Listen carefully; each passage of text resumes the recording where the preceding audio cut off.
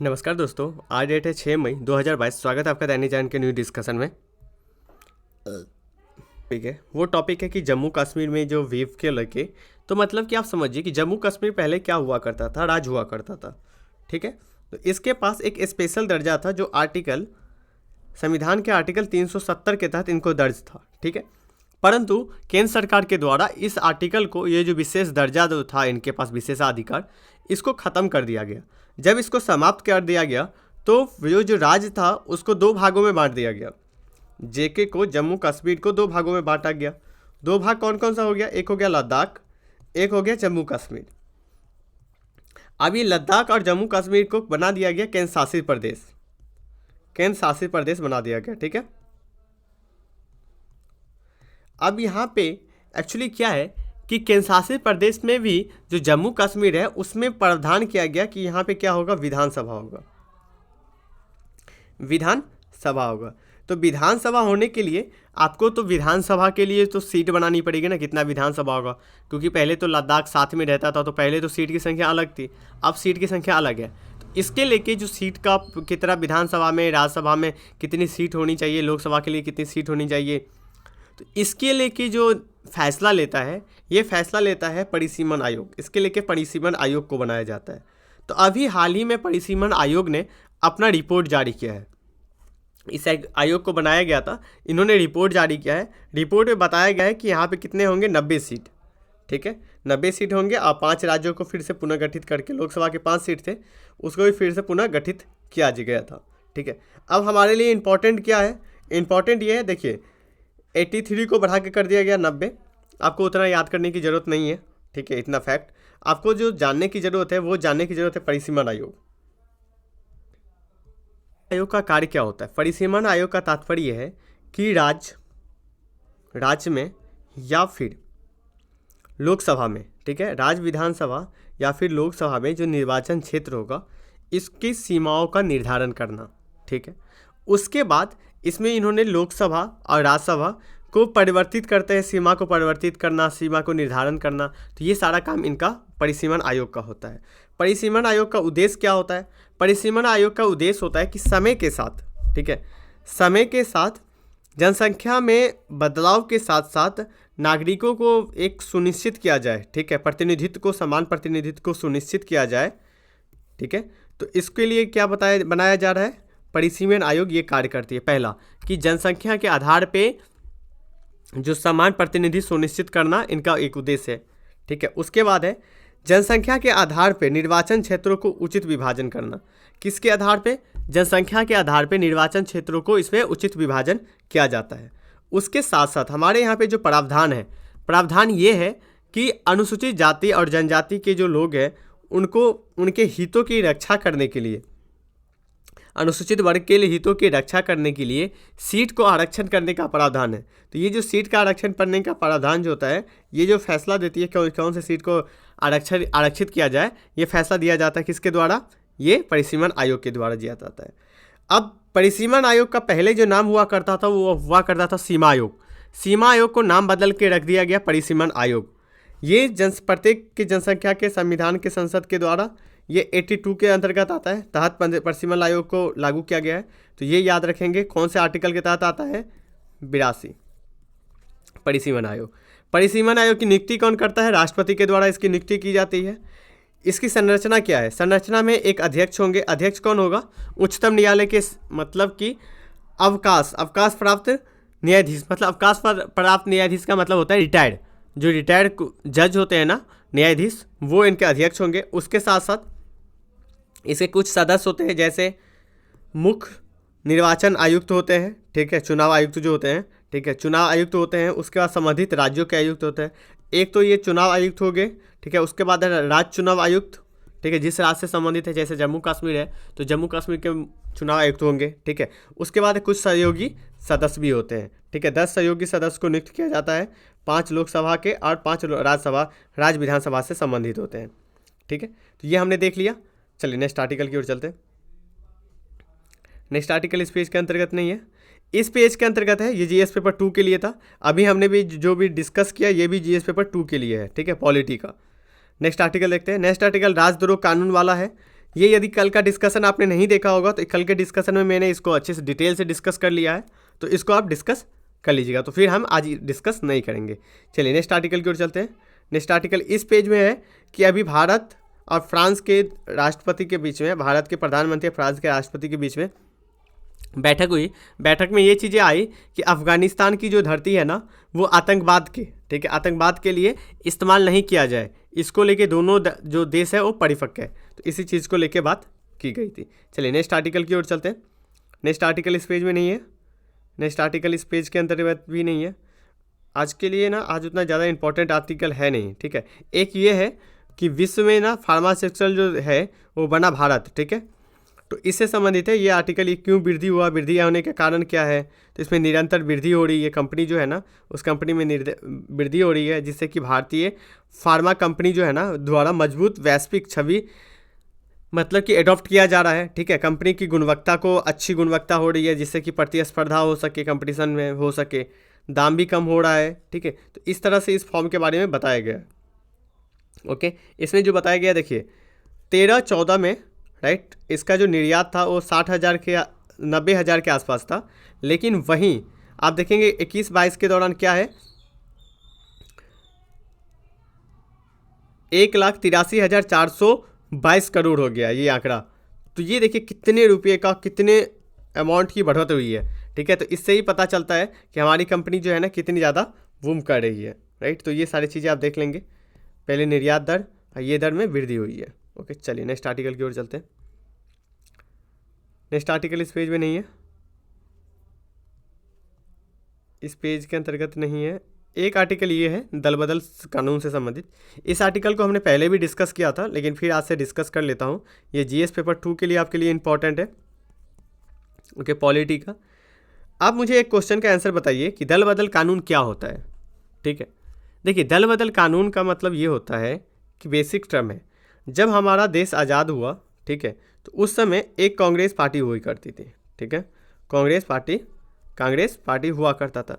ये कांग्रेस जो है ना बाद में 60 के दशक में आके ये कांग्रेस पार्टी के साथ साथ दूसरे पार्टी भी इसमें आगे बढ़ने लगे। जब दूसरे पार्टी भी आगे बढ़ने लगे तो यहाँ पे क्या हुआ कि हमारे यहाँ पे गठबंधन की जो सरकार बननी स्टार्ट हो गई। गठबंधन का जो सरकार बनना स्टार्ट हो गया तो क्या होता था कि विधेयक एक पार्टी से दूसरे पार्टी में जाया करते थे। अब मान लीजिए मंत्री पद के लिए खरीद बिक्री होती थी, ऐसा चीज़ें होती थी। इससे क्या हुआ कि हमारी सरकार की जो स्थिरता थी, सरकार कभी गिर जाती थी, ठीक है। तो ये जो सरकार की स्थिरता थी ये बैलेंस खराब हो गया। ये सरकार की स्थिरता अस्थिर हो जाएगी सरकार, तो यहाँ पे विकास पे भी प्रभाव, डेफिनेटली विकास पे भी प्रभाव पड़ेगा, ठीक है। तो ये सारी चीज़ें यहाँ पे इशू प्रॉब्लम निकल के आया था। इसी प्रॉब्लम को सॉल्यूशन के लिए एक ना इसी में आयाराम गयाराम, ठीक है, हरियाणा के एक मंत्री थे, ठीक है, एक विधायक थे। इन्होंने एक हफ्ते के दौरान 3 बार अपने, एक हफ्ते या 15 दिन के दौरान 3 बार अपने पार्टी को गए थे, आए थे, मतलब छोड़े थे, आए थे।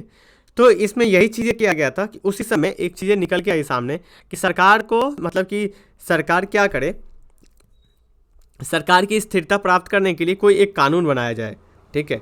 तो इसी कानून के महज हमने क्या किया था, संविधान ने क्या किया था कि कानून बनाया था, ठीक है, कानून बनाया गया था। कानून में क्या था, एक मिनट, हाँ, कानून बनाया गया था।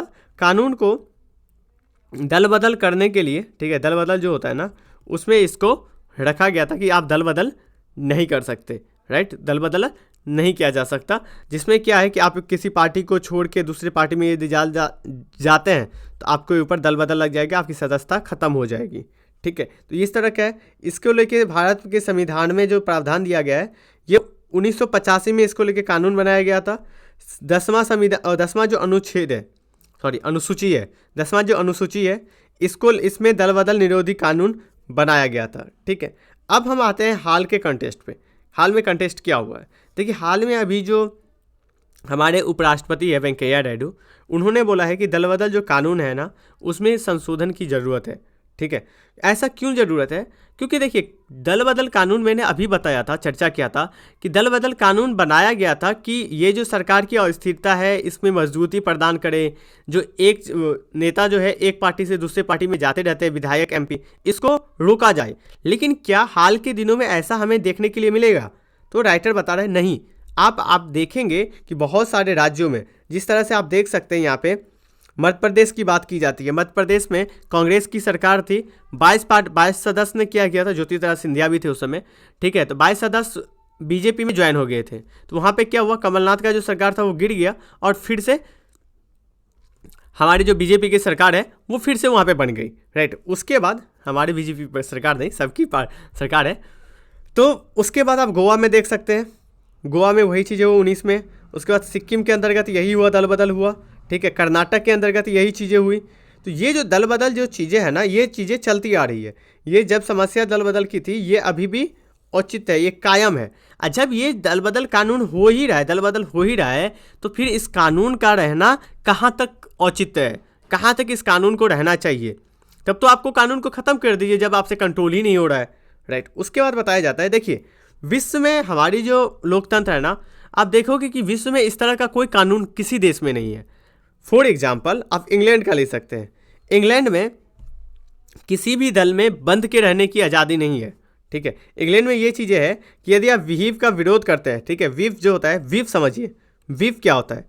व्हीप होता है कि मान लीजिए कि किसी पार्टी ने, राजनीति पार्टी ने अपना व्हीप जारी कर दिया, मतलब आदेश जारी कर दिया कि 10 मई को सभी को पार्लियामेंट में पहुंचना है, तो पहुंचना है। तो उन्होंने व्हीप जारी किया, तो इस व्हीप का जो उल्लंघन करेगा उसके ऊपर दल बदल कानून लेके आ जाएगा, ठीक है। दल बदल कानून के तहत उसके ऊपर कार्रवाई करेगी। तो व्हीप मतलब होता है एक तरह से कठोर आदेश जो बाध्यकारी होता है, ठीक है।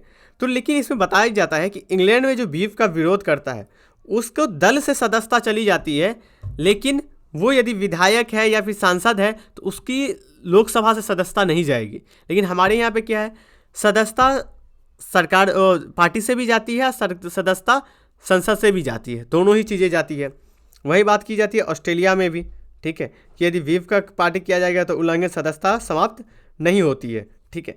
अब राइटर बताते हैं कि देखिए इससे क्या है कि राजनीति पार्टी की जो दल है वो अपनी राजनीति संस्कृति को सुधारना होगा और दल के सदस्यों को वैचारिक विचारधारा और सैद्धांतिक एवं व्यवहारिक परीक्षण देना होगा।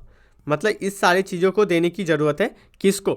विधायक को, विधायक या एमपी को। 1967 की बात की जाती है कि कांग्रेस सिस्टम था, ठीक है, टूटना शुरुआत हो गई थी, राज्य में गंभीर अस्थिरता आ गई थी, हमने बात ही किया था 67 के आसपास, ठीक है। जो आज लोकतंत्र में आज तक वो चीज़ें चली आ रही है। अब सरकार बताती है, राइटर के द्वारा बताया जाता है कि देखिए जर्मनी का मॉडल फॉलो करिए। जर्मनी का मॉडल क्या था? जर्मनी में रचनात्मक अविश्वास प्रस्ताव होता है, ठीक है, ये मॉडल अपनाने की जरूरत है, जिसके अनुसार संसद, ठीक है, फेडरल जो चांसलर होते हैं, ठीक है, को एक विश्वास यदि खत्म हो जाता है, अविश्वास खत्म हो जाता है, राइट, तो दूसरी जो चांसलर जो होता है ना वो तुरंत उसको संभालने के लिए तैयार होता है। इस तरह की व्यवस्था को आपको बनाने की ज़रूरत है। उसके बाद बात की जाती है कि दल बदल कानून में स्वेच्छा से पार्टी को छोड़ना, ठीक है, दलीय विहिप का उल्लंघन करने का दल बदल माना गया है, ठीक है, कि यदि आप स्वेच्छा से भी पार्टी को छोड़ते हैं ना, फिर भी आपके ऊपर कार्रवाई दल बदल के थ्रू हो जाएगा, ठीक है, आप नहीं कर सकते। जबकि दल विभाजन मतलब होता है कि 1/3 सदस्य द्वारा या फिर पार्टी का विलय हो जाता है, ठीक है, तो इसको नहीं माना जाएगा। मैं बताता हूँ, 1 मिनट। देखिए मान लीजिए कि 10 सदस्य है, यदि 10 में से 1/3 सदस्य यदि दूसरे पार्टी में ज्वाइन कर लेते हैं तो उनके ऊपर दल बदल नियम नहीं लागू होगा, कानून नहीं लागू होगा, ठीक है। लेकिन आप कोई एक पार्टी है, ठीक है, एक एमपी है, ये अपना स्वेच्छा से पार्टी को छोड़ के दूसरे में जाएगा तो उसको भी दल बदल के थ्रू आना ही पड़ता है, राइट। उसके बाद बात की जाती है राइटर के द्वारा कि देखिए 2003 में, ठीक है, 2003 में 91 संविधान संशोधन के द्वारा दल का जो विभाजन है ना को भी दल बदल में लाया गया। दल का जो विभाजन है उसको भी इसके अंतर्गत लेके आया गया। अब दल बदल जो कानून की जो प्रक्रिया है भी विवाद में रहता है, ठीक है, दल बदल जो कानून है ना ये प्रक्रिया भी विवाद में रहता है। ये विवाद में ऐसा रहता है कि देखिए इसमें ना दल बदल किसके ऊपर लागू होगा ये फैसला करना किसके ऊपर होता है? ये फैसला किया जाता है पीठासीन अधिकारी के ऊपर। जैसे लोकसभा में तो लोकसभा अध्यक्ष, राज्यसभा में तो राज्यसभा का उपाध्यक्ष, ठीक है, सभापति, सॉरी उपाध्यक्ष नहीं सभापति, राइट। तो यही फैसला करते हैं। लेकिन हमने कई बार देखा इनकी जो फैसला होती है ना, कहीं ना पार्टी के देख रेख में, मान लीजिए कि बीजेपी अभी सरकार में है, तो बीजेपी अपने ढंग से, मतलब जो एमपी है यदि बीजेपी के होंगे, लोकसभा का अध्यक्ष बीजेपी के हैं, ठीक है, तो वो अपने पार्टी के हित में काम करते हैं, राइट। इस तरह के सवाल इसमें उठाया जाता है। जो आप देख सकते हैं कि इसको लेके वो दल को लेके क्या होते हैं, समयबद्ध नहीं होते हैं कि कितने समय में फैसला दिया जाए। इसी को लेके देख सकते हैं कि बंगाल विधानसभा में अध्यक्ष जो थे ना, ठीक है, विमान बनर्जी, ठीक है, इन्होंने जो मुकुल रॉय थे, उन्होंने पहले बीजेपी से चुनाव लड़ा, बाद में फिर से पार्टी छोड़ के टीएमसी में चले गए मुकुल रॉय, राइट। 2021 की बात है। उसके वहीं 2020 में मणिपुर में भी वही चीज़ें हुआ था। तो सुप्रीम कोर्ट ने भी बोला था कि आपको एक समय निश्चित, तिथि निश्चित करके इनके ऊपर दल बदल पर निर्णय दे, ठीक है, निर्णय देने की बात है। तो एक समय की ज़रूरत है, समय के इतने समय में ही कार्ड होना चाहिए, ये फिक्स होना चाहिए, लेकिन अभी ये प्रक्रिया है नहीं। दल बदल कानून के कारण क्या होता है कि विधायिका और न्यायपालिका की जो संतुलन है ना, ये बिगड़ जाती है। विधायिका और न्यायपालिका की संतुलन बिगाड़ जाती है। जिस तरह से आप क्योतो होलोन, ठीक है, होलोन बनान 1992 में, ठीक है, इसको लेके बताया गया था कि दल बदल कानून जो निरोधी कानून है उसको असंवैधानिक घोषित कर दिया, ठीक है, जिसमें दल बदल जो संसद है ना, वो विधायक या पीठासीन अधिकारी को मतलब कि न्यायालय पुनर्निरीक्षण के दायरे में लाएंगे, ठीक है। इसके लेके इसकी जो फैसला है वो इनके दायरे में लाने की बात की गई थी, ठीक है। उसके बाद इसको लेके ना इम्पोर्टेंट एक कमेटी है, कमेटी जो समिति है वो है दिनेश गोस्वामी समिति। ये बताते हैं कि दल बदल जो है वो केवल और केवल जो अविश्वास प्रस्ताव होता है ना, उस समय ही आना चाहिए। जब पार्टी का अविश्वास प्रस्ताव आता है फिर आप व्हिप जारी करिए और फिर ये दल बदल आप कानून कार्रवाई करिए और सारे समय में ख़त्म कर देना चाहिए। और इसकी जो फैसला है, ये फैसला चुनाव आयोग के आधार पे, चुनाव आयोग के सुझाव पे राष्ट्रपति या फिर राज्य के राज्यपाल के ऊपर छोड़ देना चाहिए। तो यही है दल बदल से संबंधित जो प्रक्रिया है, इसी के द्वारा बताया जाता है। तो राइटर के द्वारा यही बोला जाता है कि देखिए ये दल बदल कानून आया था, लेकिन जो मकसद से आया था वो अभी भी पूरा नहीं हो पाया है। इसको पूरा करने के लिए कठोर कानून की ज़रूरत है। और इसमें जो गोस्वामी कमेटी है, ठीक है, दिनेश गोस्वामी कमेटी, उनकी रिकमेंडेशन को मानने की ज़रूरत है। चलिए नेक्स्ट आर्टिकल की ओर चलते हैं। नेक्स्ट आर्टिकल इस पेज के अंतर्गत नहीं है, राइट, इस पेज के अंतर्गत नहीं है।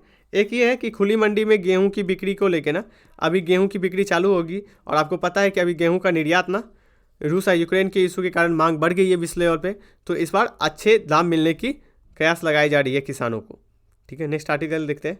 नेक्स्ट आर्टिकल इस पेज में नहीं है, इस पेज में भी नहीं है। तो आज के लिए जो इंपॉर्टेंट आर्टिकल था वो हमने इंपॉर्टेंट आर्टिकल आज डिस्कस कर लिया। यदि आप चैनल पे नया है तो चैनल को सब्सक्राइब करें और अपने दोस्तों के साथ शेयर करें। आज के डिस्कशन में इतना ही। Thank you so much.